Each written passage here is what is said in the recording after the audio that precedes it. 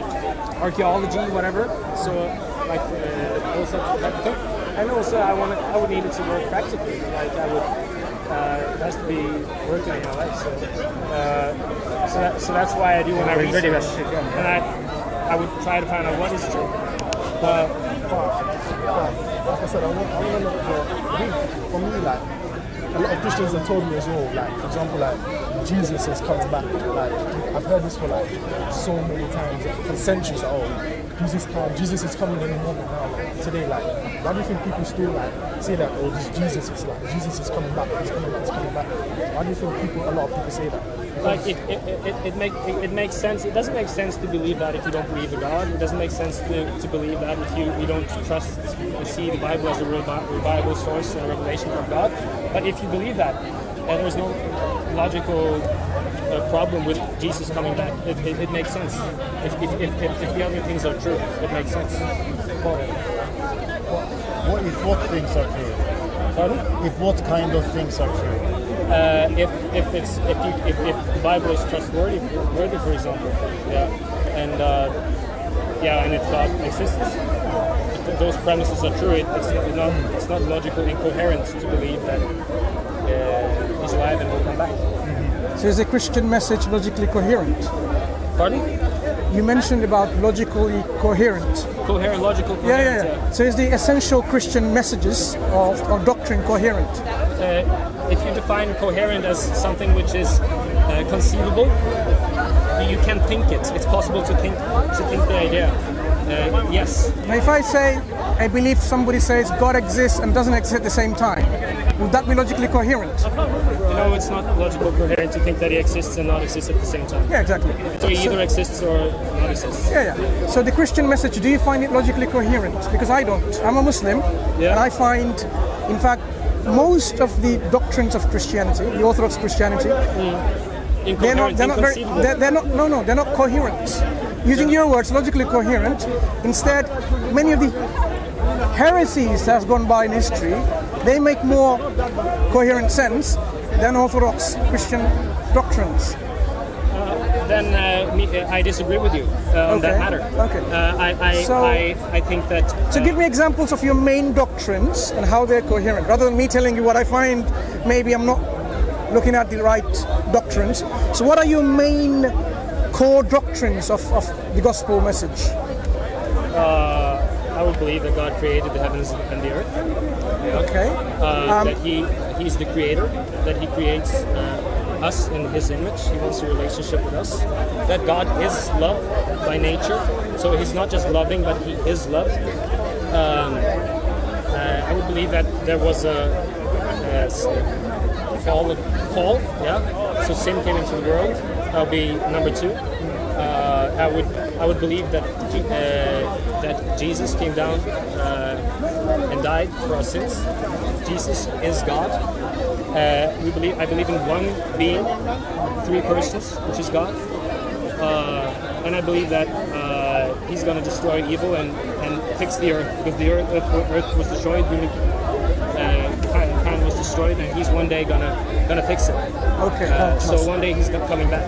Can I ask you a question? Basically, I've spoken to a lot of Christians and Muslims, right? And like, according to the Islamic theology, right? Like, for example, why? And for me, I want to know, like, what's your evidence to prove that, like, Mohammed was this true prophet, just true amazing guy? Yeah, right? What evidence? Like, for example, like, apparently, like, even Prophet Mohammed, he said that when I don't know what was that cave that he got that revelation from. What was the cave? I can't remember. Cave Hira. Like, but no one was there when he got that revelation from Angel Gabriel. So how would you know that he got this revelation from this Angel Gabriel when he was the only person there to get that revelation? Like, how no one was there, like, there was no witnesses, no one was there when he got those revelations from the Quran, right? So how would you know that?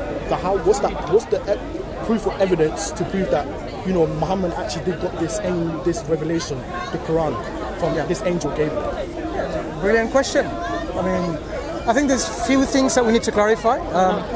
In the cave of Hira, That was the first revelation, which is about 5 verses or 5 ayat of the Quran. That was it. All the subsequent revelation didn't happen there in the cave. It happened elsewhere, in front of people, in front of his family, and so on and so forth.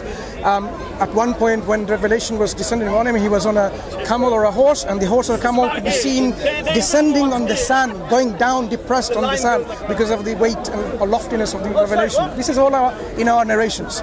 So the question is about eyewitness testimony. The first revelation, of course, he was alone. Yeah. But it wasn't that the whole Quran was somehow revealed in a cave. No, that was the first 5 verses out of 6,000 or so verses of the Quran, right? Okay. How do we know Prophet Muhammad is a prophet or not is a very important question to ask, because more than 1/5, it's like 1/5 to 1/4 of the population of this world is a Muslim, believes in him as a messenger of God, a prophet of God. So there has to be something. But just because 1/5 of the population. No, I'm saying why it's important question to ask.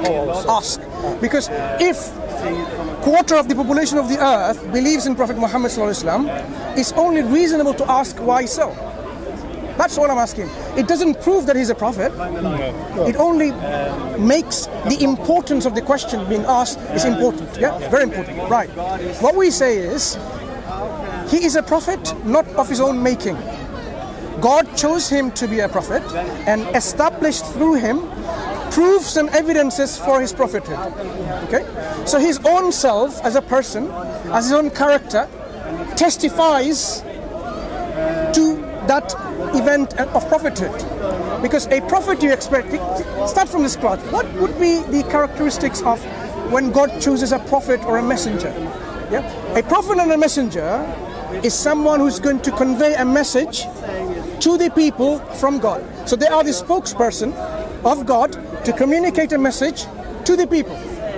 So you would expect the messenger to have certain characteristics, obviously. So if the messenger, one of the characteristics of the messenger is this prophet of the messenger, or this particular warner or glad tider who gives glad tidings, someone who is of a very bad character, someone who lies, someone he is not truthful, someone who's not trustworthy, if that person comes along and says, God has made me a prophet, you would not believe in him, because you know this person doesn't speak the truth. He has more wives, several wives, and wives who are very... How would having 2 wives or 3 wives somehow make you not a prophet of God, or make you not a truthworthy? We'll come to this point. Or okay. A 9-year-old. Let me address this about marriages.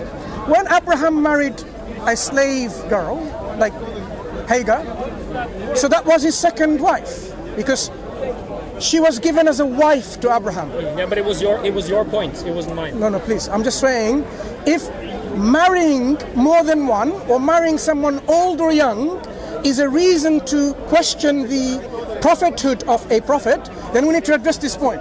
So let's talk about Abraham and all the other prophets in the Old Testament in the Jewish times. Solomon, for example, he had 700 or so concubines.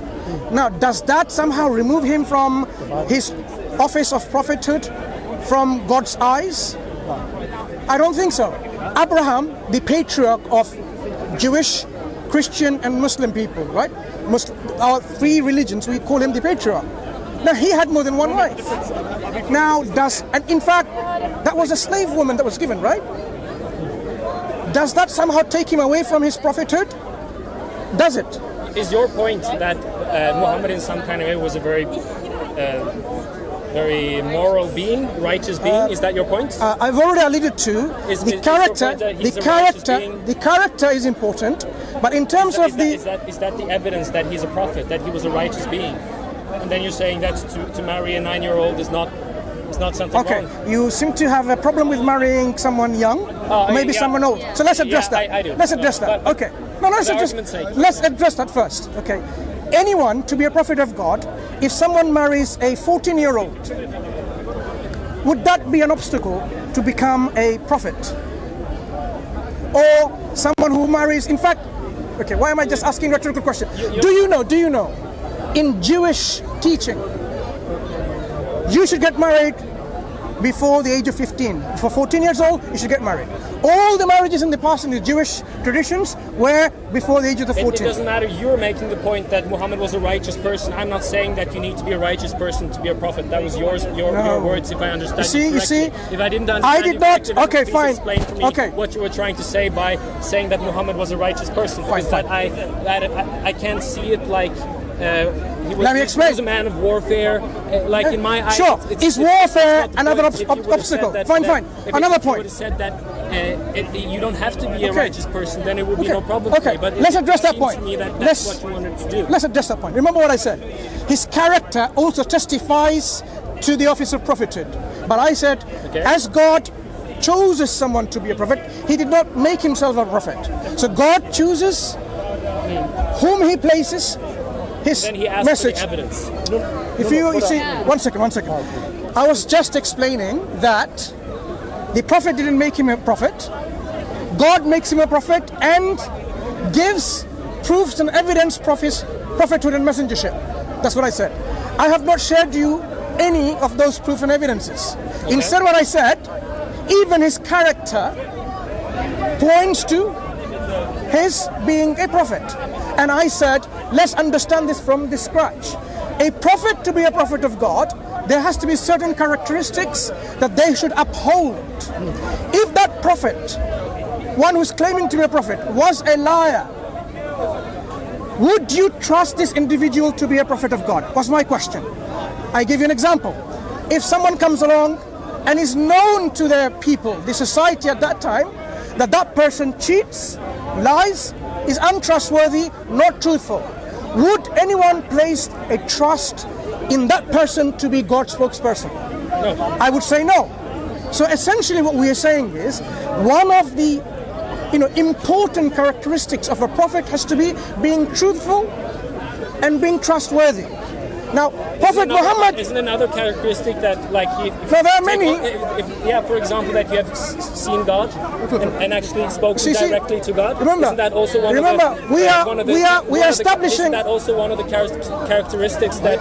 Let's have a look. I would think so, yeah. Because you see all the people in the Bible, they would meet, and then comes this guy who's coming 600 years later. Can we establish... He's never even met God. Sure. And then, can we establish point by point, right?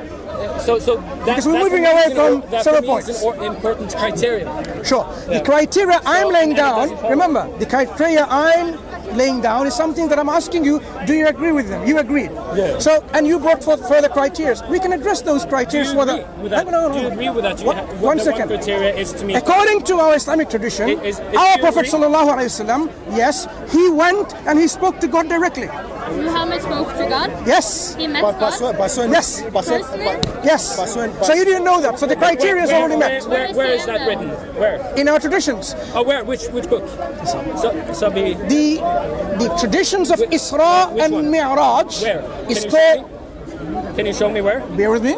You can show me, because I don't think you can show me. Bear with me. That Muhammad met, you just told me that Muhammad met directly with God, and he met personally with God.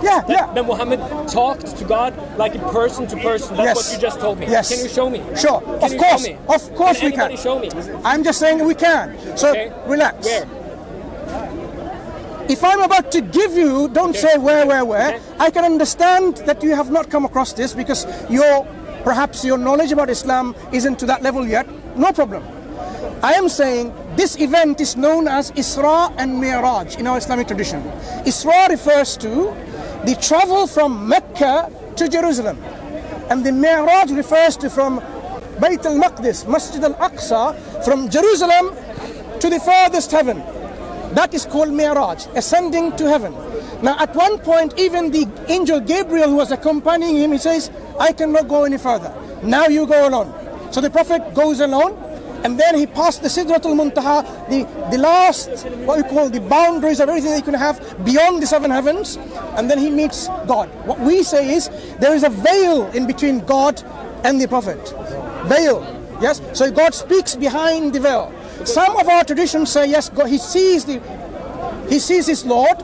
Another says, no, he didn't see his Lord, it is this veil. So if I were to even show up now, look, open up anywhere, Mi'raj, So he went all Yes, the way yes. up to the heavens. Look. No.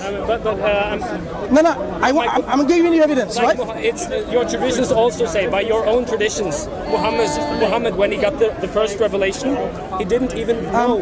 Sorry. He didn't even. Could we know discuss one point at a time? If it was an angel. It seems like. Or if it was the devil. No. It seems. He didn't even know. Excuse me. It seems. For me, I think that's strange. No. I find it very odd and very strange. Look. And for you then telling me that was a personal relationship with God, when Muhammad even himself did not understand, that's really strange. Look. I find it really strange. Brother, one moment. Okay. What We need to. No, excuse me. He's going to listen to me. Thank you, brother.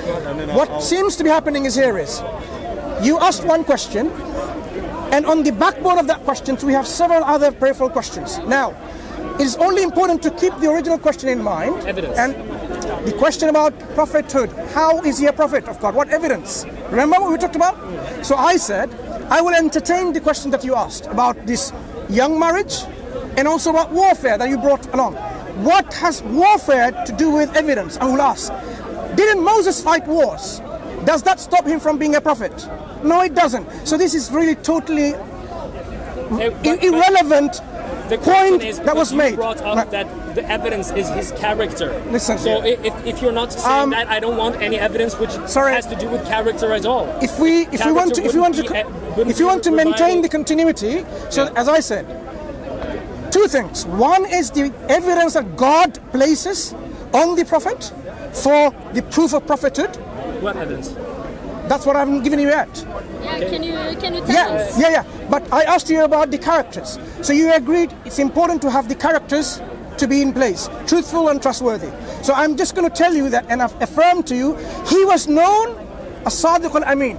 Prophet sallallahu alaihi wasallam was known as the most trustworthy, most truthful by his own people. So that's already attested by the community. Now, what evidence did Prophet Muhammad sallallahu alaihi wasallam have? So remind me about ascensions and Mi'raj, because it seems to like we cannot just go into every question, focus on the main, and we will touch on the periphery as we need. Right. Go ahead. Say and then we come back. No, but I want to say but you said that but he was illiterate though. He couldn't read or write. So how could he have preached the verses, the revelations? Okay. If when he couldn't read or write. Very nice question. Now, do you speak Arabic? I can't speak Arabic. Right. Let's say you don't speak Arabic from his own admission. I'm going to give you 2-3 words. See if you can convey that 3 words to the people, because that is based on your illiteracy of Arabic language. قل هو الله أحد.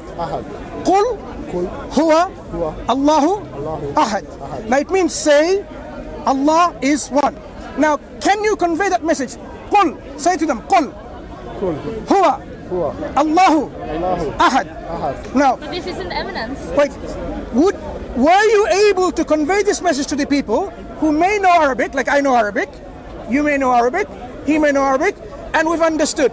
Even you not knowing even the basic letters of Arabic alphabet, you were able to convey it. Do you see? Just being literate in this form of someone who writes it doesn't make them unable or not able to convey the message. For example, the disciples of Jesus Christ, we know they're ordinary fishermen. They are not literate people. They didn't write and compose the Gospels. Yet they conveyed the message. And it was written down by other people. So it doesn't stop them. Now, about the prophet's proof of his prophethood. So we say God gave him so many evidence for his prophethood. They come in the form of miracles which cannot be replicated. Miracles which cannot be imitated. Like there are more than 300 authenticated miracles of the Prophet. How many have you heard of the miracles of the Prophet Muhammad? From your reading, this is just to tell me that how much you've read. How many? For that? I know a miracle. In our tradition, there are more than 300 authenticated miracles of Prophet Muhammad sallallahu alaihi wasallam. Can I say something? Brother, just 1 second, you will. How many have you heard about the authenticated miracles of Prophet Muhammad? I know a miracle. Shall I say a miracle? Now, before you say that, Go ahead. No, like for example, they said that Muhammad split the moon in half. That's one of the Prophet Muhammad split the moon. yeah. So in our tradition, this is one of them. That's what they. Now, this is one of them. That Prophet split the moon. So now we know that you've heard one. I've heard of that. How many others have you heard of out of the 300 authenticated means that are sound to us? There are many, more than 300. But it's for me, like, if I want to believe something, I really need good evidence. I can't believe in anything. Good evidence means I know what evidence of his actions of miracles. Like, I can't believe in anything. I need really good evidence. You said that Muhammad did 300 miracles. Yeah, all of that. Yeah. Authenticated. But why is it not in the Quran? Like the way Jesus did miracles in the Quran. Yeah. How come they didn't write those miracles? One second. In the Quran, like they did No, with the Jesus? Quran says that people, they don't normally want to believe in signs of God. Yeah? But the Quran gives signs after signs and they turn away. Quran talks about the splitting of the moon, but the Quran talks about the Quran itself as the most self-evident, eternal, everlasting miracle. And this is the most important miracle of Prophet Muhammad sallallahu alaihi wasallam. Now, I want to ask you about this. Jesus Christ, you know Jesus Christ in Christianity.